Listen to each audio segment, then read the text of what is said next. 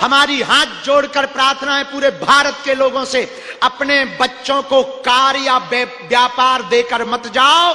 जाना ही है तो मरने के पहले अपने बच्चों को संस्कार देकर जाओ। कार व्यापार देकर बच्चों को जाओगे तो हो सकता बच्चे बिगड़ जाएं, न कार काम आएगी न व्यापार काम आएंगे। यदि तुम अपने बच्चों को संस्कार देकर जाओगे तो धर्म विरोधी हली उल्लाह वाले तुम्हारे बच्चों का धर्मांतरण नहीं करवा पाएंगे। हमारी प्रार्थना है अपने बच्चों को संस्कार देकर जाओ, अपने बच्चों को संस्कृति देकर के जाओ, अपने बच्चों को जीवन जीने की कला सिखा करके जाओ, अपने बच्चों को प्रेम देकर के जाओ, अपने बच्चों को आशीर्वाद देकर के जाओ। यदि बच्चे संस्कारवान रहेंगे, वो जहां भी रहेंगे, जैसे भी रहेंगे, वहां पर अपने जीवन को जीना सीख जाएंगे। पांचवी बात याद रखना, जोरा बालो संत स्वभाव में जीता है, नेता प्रभाव में जीता है, परमात्मा भाव में जीता है। जो बेफिजूली का टेंशन लेता है वो तनाव में जीता है। अब आपको तनाव से मुक्त होना है, टेंशन से मुक्त होना है, तो एक उपाय और है हमारे पास। पूछो कौन सा? अरे जरा जोर से तो पूछो, जरा जोर से पूछो।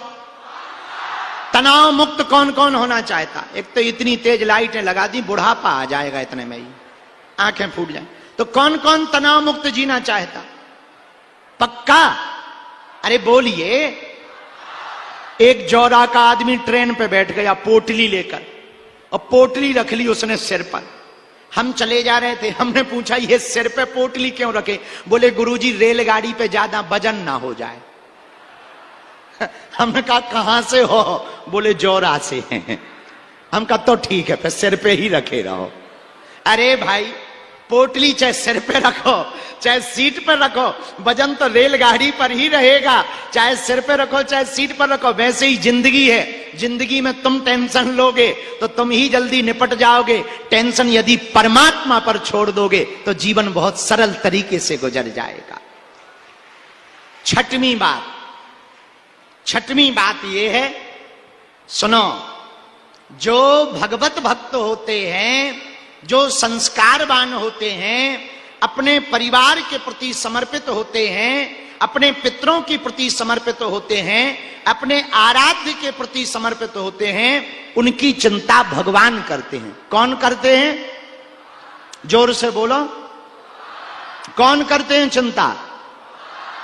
एक बार अयोध्या में एक कथा सुन लो, बात समझ में आ जाएगी, फिर हम आगे की बात कह के विराम करें। अयोध्या में एक बार हनुमान जी बैठे थे, नारद जी गए, नारायण नारायण नारायण नारायण। हनुमान जी से कहा, आप भी सीताराम सीताराम करते हो, हम भी जप करते हैं, एक बात बताओ, आप दोनों में सबसे बढ़िया भजनानंदी कौन है? बोले हम गिनती के चक्कर में नहीं पढ़ते। बोले क्यों? बोले हम तो बिनती के चक्कर में पढ़ते हैं, हम गिनती में नहीं पढ़ते हैं। लेकिन आप गिनती में रहते हो तो एक काम करो, आप तो नारद जी हो, भगवान के पास जाते हो, जरा पूछ कर आओ भगवान से, विष्णु भगवान श्री हरि से, कि आपका प्रिय भक्त कौन है। नारद जी बोले आज ही पूछ के आते हैं, हम तो रोज जाते हैं। अब नारद जी गए भगवान विष्णु के पास, जैसे ही जाने लगे हनुमान जी बोले रोको, भगवान के पास एक रजिस्टर है, रजिस्टर में भगवान ने नाम लिख रखे, जिस नंबर पे नाम है उसी लेवल का भक्त है। अब नारद जी गए भगवान विष्णु के पास, महाराज आपकी जय हो। विष्णु भगवान बोले कल्याण हो। और देवऋषि सुनाओ। महाराज हमने सुना आपके पास भक्तों का एक रजिस्टर है, उसमें नाम लिखे हुए हैं कि कौन कितने नंबर का भक्त है। हाँ हाँ हाँ है, ये लो पढ़ो। नारद जी ने जैसे ही रजिस्टर खोला, पहले ही पेज पे पहले नंबर पे अपना नाम मिला। नारद जी बोले वाह, अपनी तो चांदी कट गई, फर्स्ट नंबर आ गए रैंकिंग में। अब उन्होंने सबके नाम मिले, पर पूरे रजिस्टर में हनुमान जी का नाम नहीं मिला। अब नारद जी आए वापस, हनुमान जी बोले कौन नारद जी, रजिस्टर चेक किया? बोले किया है। बोले नाम मिला? हनुमान जी से नारद जी बोले हनुमान जी से बुरा ना मानना, एक बात बताएं। बोले बताओ। बोले उस रजिस्टर में हमारा तो नाम है फर्स्ट पे, तुम्हारा ब्लैक लिस्ट में है, तुम्हारा है यही नहीं है।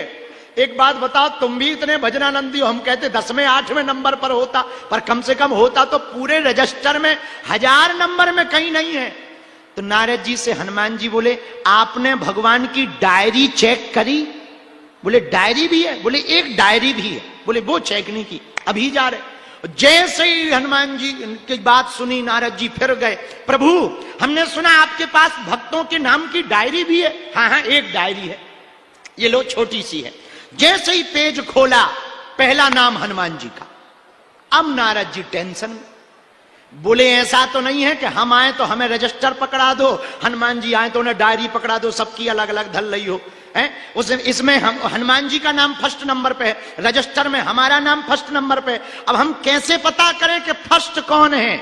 भगवान विष्णु ने बड़ा गजब का जवाब दिया, आप लोगों के काम का है। पता है भगवान ने क्या कहा? नारद जी जो हमारा भजन करते हैं उनका नाम हम रजिस्टर में लिखते हैं, लेकिन हम जिनका भजन करते हैं उनका नाम हम डायरी में लिख करके रखते हैं। अब नारद जी को समझ में आ गया। तो भैया इस बात का कहना ये, यदि सेवक बन करके रहोगे तो हनुमान जी की तरह चारों युगों में पूजे जाओगे। चारों युग है परिसिद्ध जगत उजियारा। चारों युगों में हनुमान जी की पूजा हुई। क्यों? हनुमान जी सेवक भाव से रहे। हनुमान जी की पूजा क्यों हुई? हनुमान जी दास भाव से रहे। हनुमान जी की कलयुग में पूजा क्यों है? जो हम लोगों पर विपत्ति आती है हम लोग भगवान को पुकारते हैं, लेकिन जब भगवान पर विपत्ति आती है वो हनुमान को पुकारते हैं। और कलयुग में हनुमान जी के जैसा कोई दूसरा देवता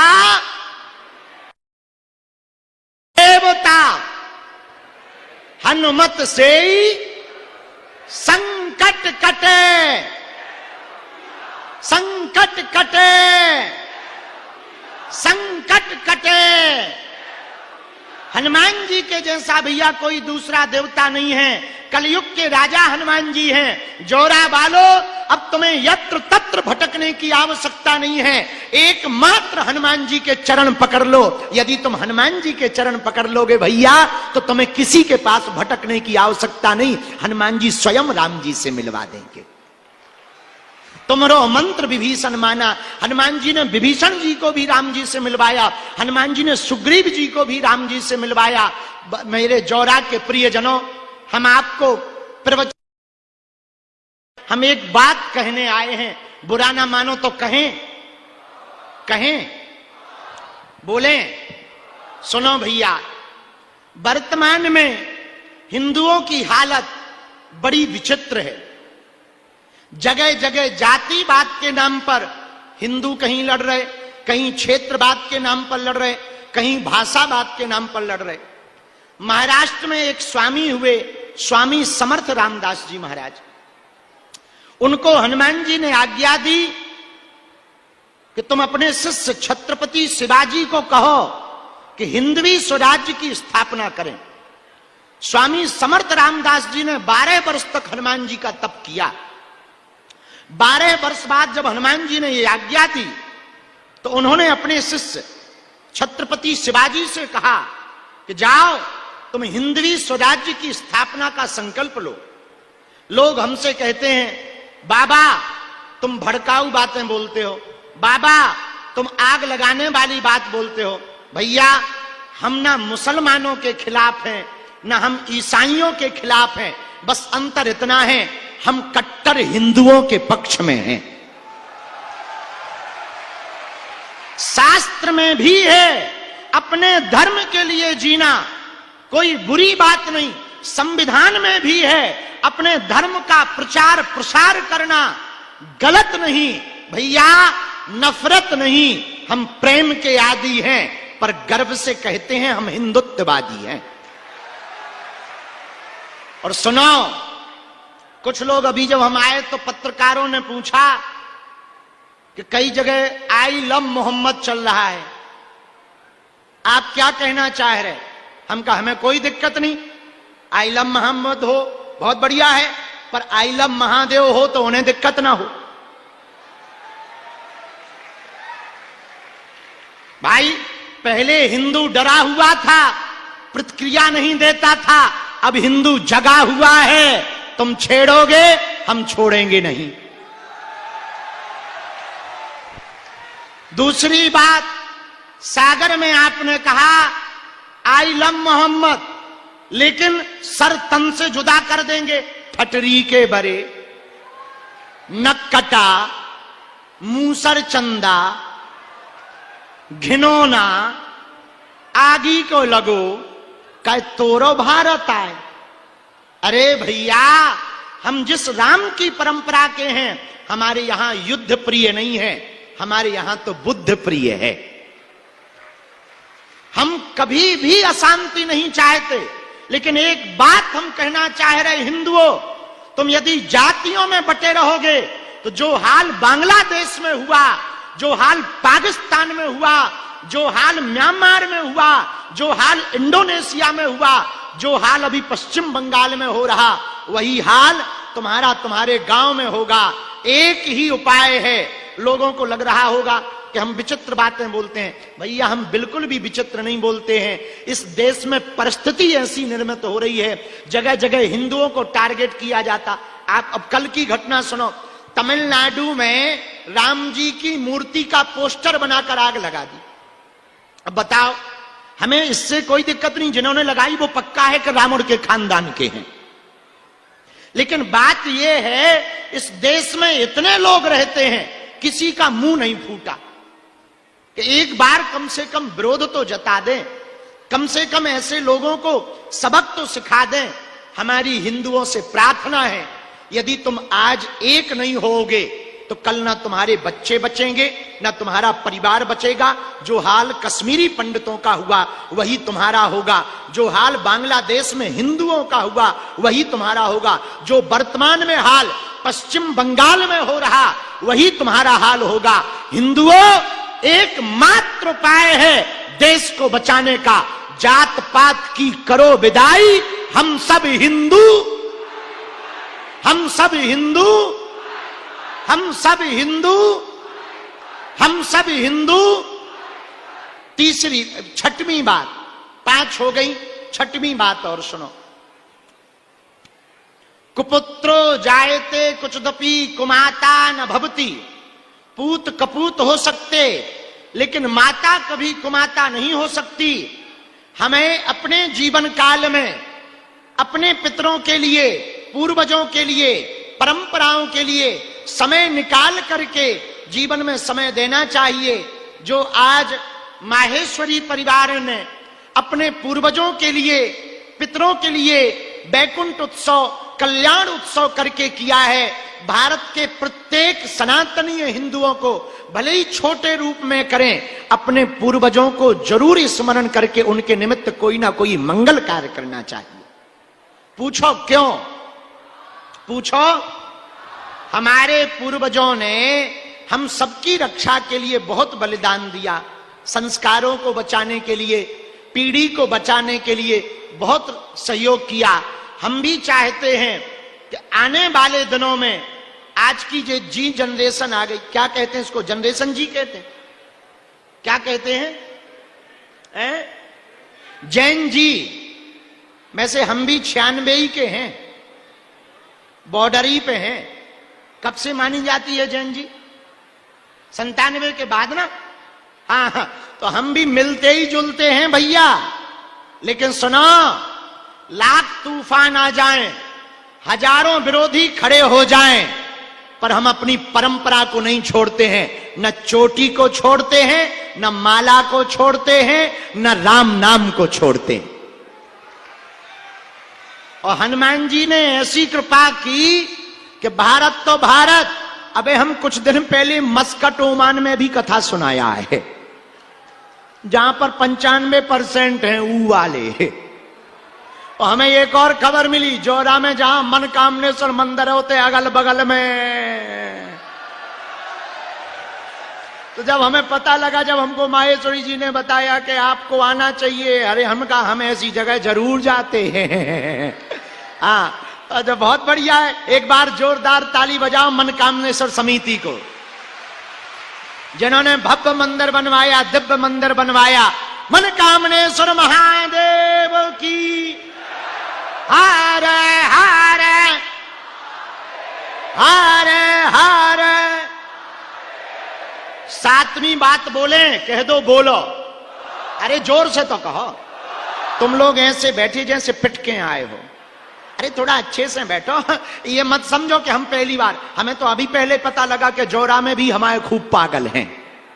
अब हमने प्रण कर लिया अगली बार यहीं पर कथा सुनाएंगे। जोरा वालों कथा नहीं सुनाएंगे, रोको रोको रोको रोको, तुम लोग बहुत स्पीड में हो। अरे कथा तो ठीक है, दरबार भी लगाया जाएगा,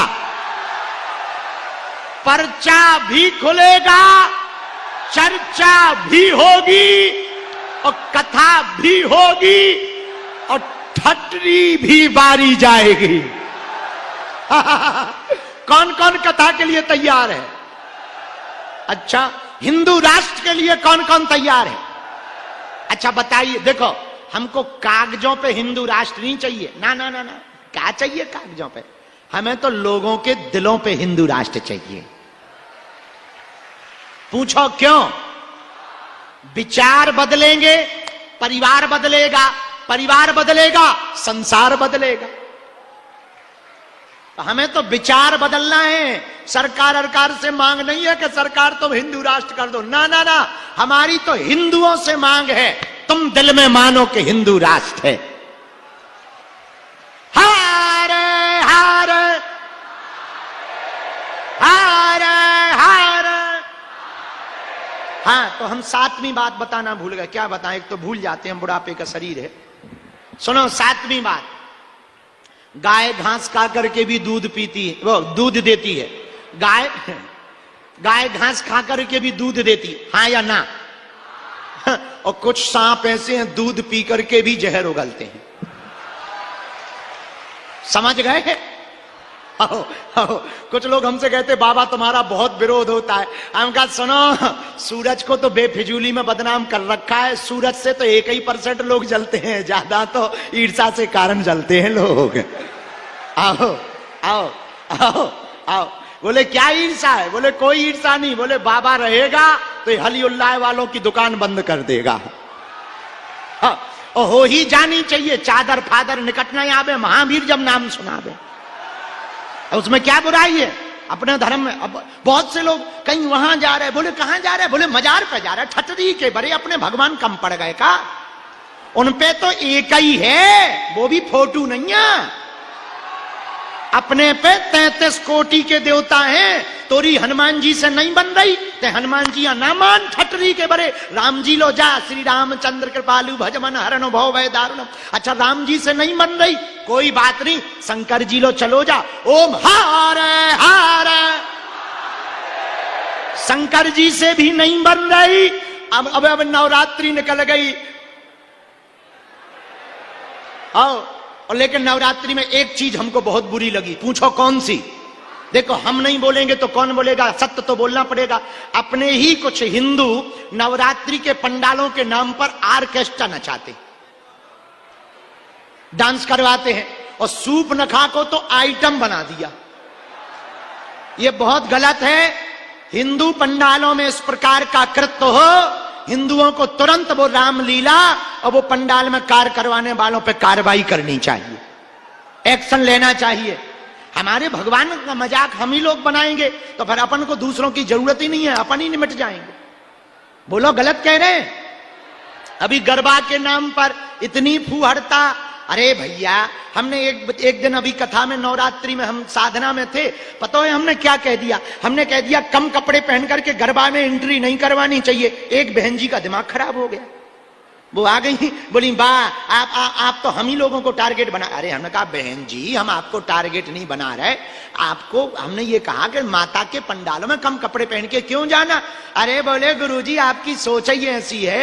हमने कहा जय हो भगवती त्रिपुर सुंदरी माता, नक्कटू, चंडालन, तोरी जय हो माता।